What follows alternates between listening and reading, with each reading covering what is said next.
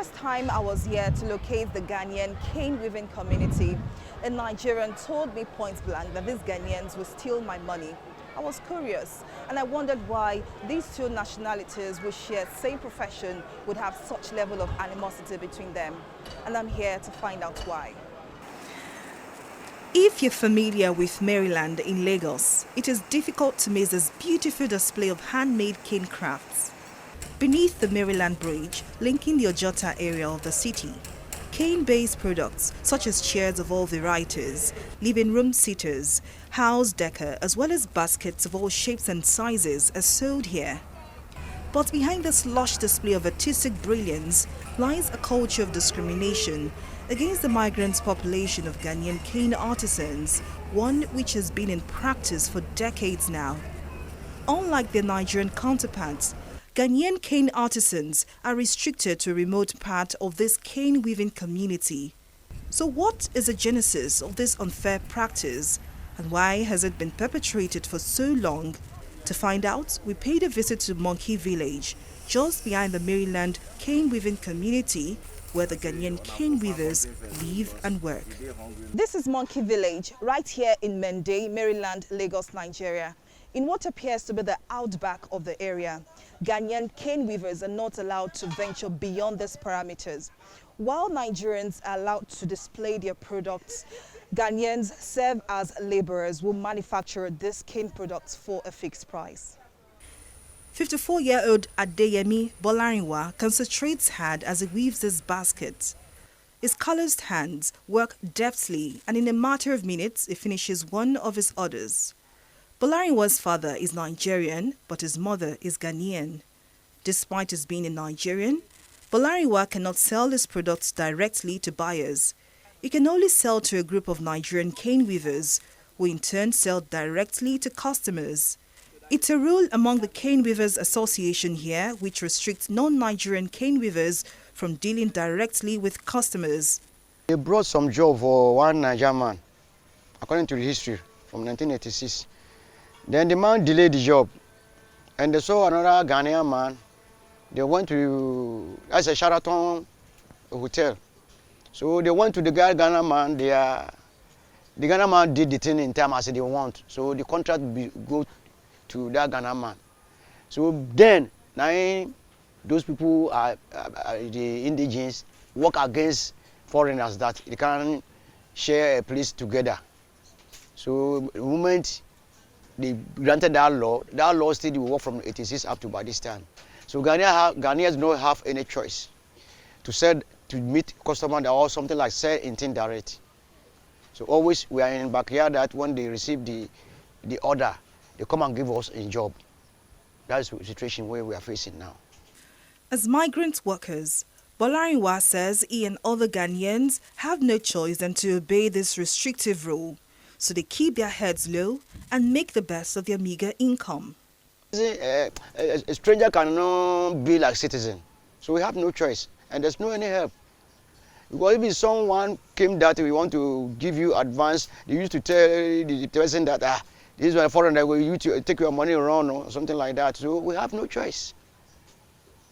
We are there in panic, and we just manage it because that's a handicraft. That's a hand job. We can't.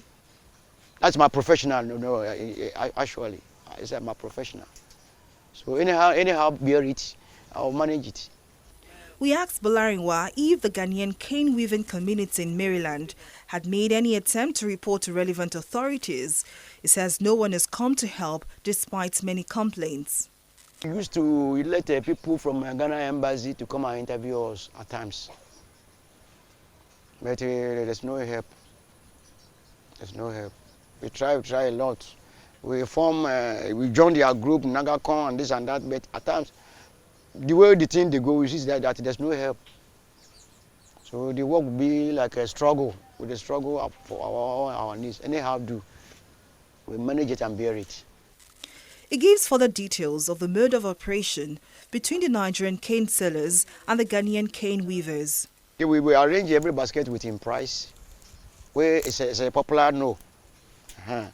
Then any quantity where the person want to come and book from you, he can give you advance. Then after finishing the product, we take your balance. That's the way we are going. Then I submit for them, I take my balance. Some people are pay cash, some people can give you in half basis. He can give you advance. When you finish, supply the thing to the who come and done the work with you. Then you take your balance from. We have no chance because there's no shade. He cannot give you, as a foreigner, he cannot give you shade to shade your market. They share by themselves. Kwaku Noah is another Ghanaian cane weaver in Maryland. For 15 years, Kwaku has struggled to make ends meet due to the trade inequality he suffers. Maybe the price we are going to sell for woman as this back here. If I did roadside, one day, God goes see me about a better customer where I can sell for the person where I go see gain pass where I did. So it affects us.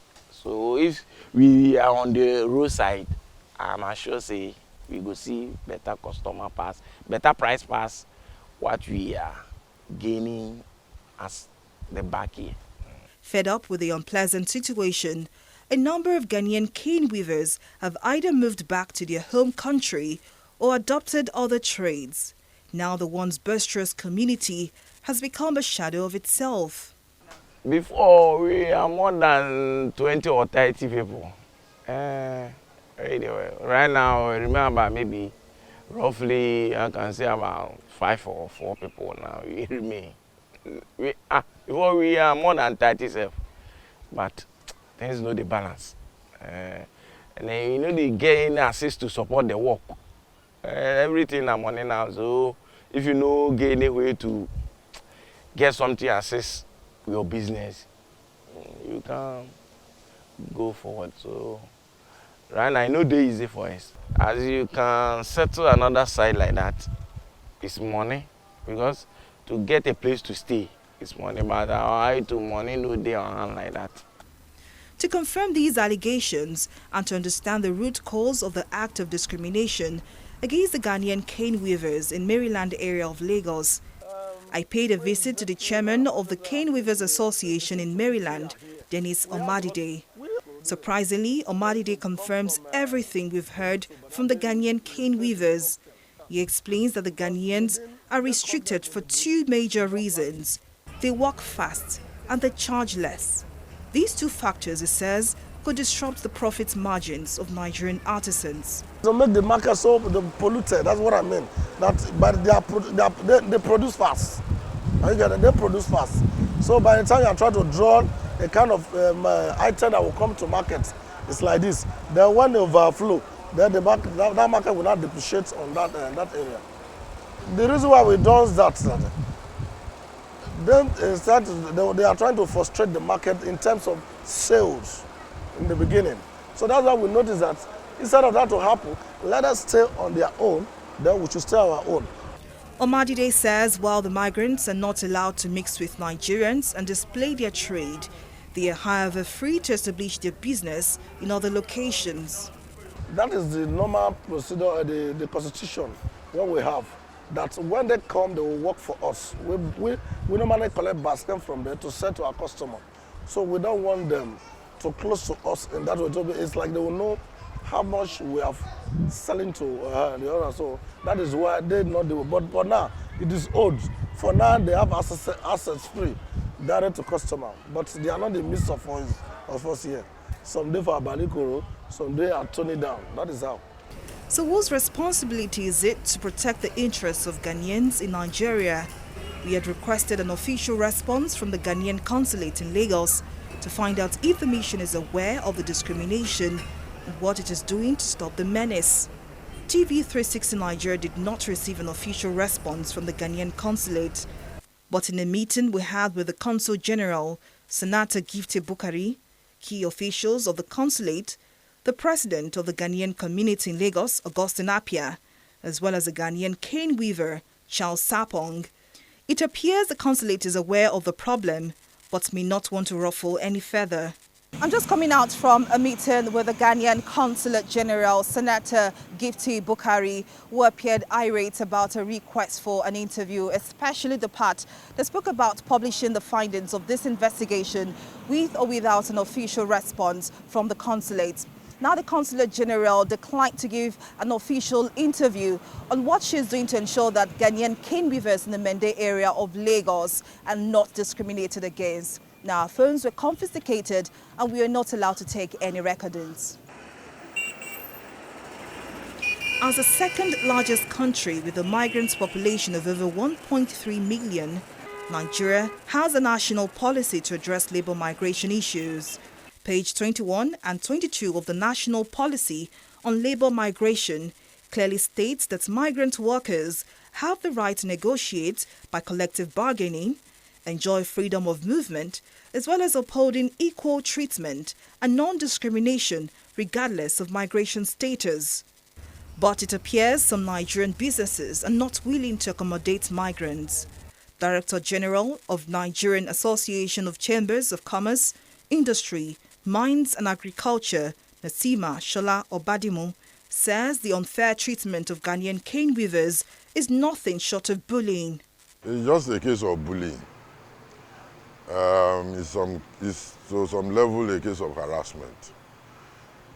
You know, even within the Nigerian environment, you can open a shop and start selling pepper, and the second day some people will come to you that they want to seal your shop.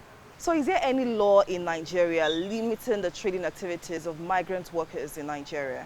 We have this ECOWAS treaty that encourages free movement of goods and services within the West African sub-region.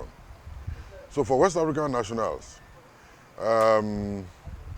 they can do their business freely. We have Nigerians doing businesses all along the West African coast. So if they are West African nationals, they can do their business. So far it is a legit business, and when they are operating within the laws of Nigeria, they are free citizens. Sadly, the problem of discrimination of migrant workers is not peculiar to Nigeria alone.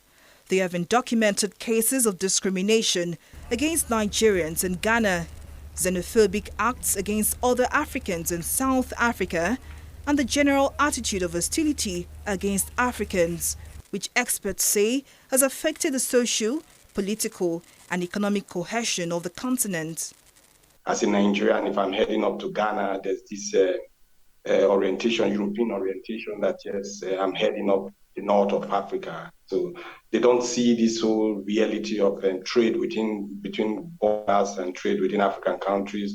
They just see everybody as a suspected migrant, as prospective migrants. So heading up to Ghana means you may be heading up further to Mauritania or that to Libya or Morocco, such thing.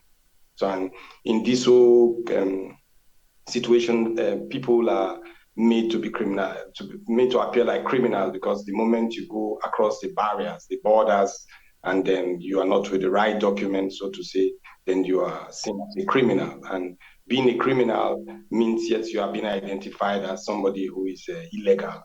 And then you can see from this perspective, when one migrant does something that is wrong, so it is tied to a lot of other migrants at the end of the day. So we have this whole problem in the world now where we prejudice, or we just wrap up figures to say when one person is bad, the first person you meet at the end of the day, you just wrap up his tribe to be part of this whole problem. They are worse affected because they are not captured and documented.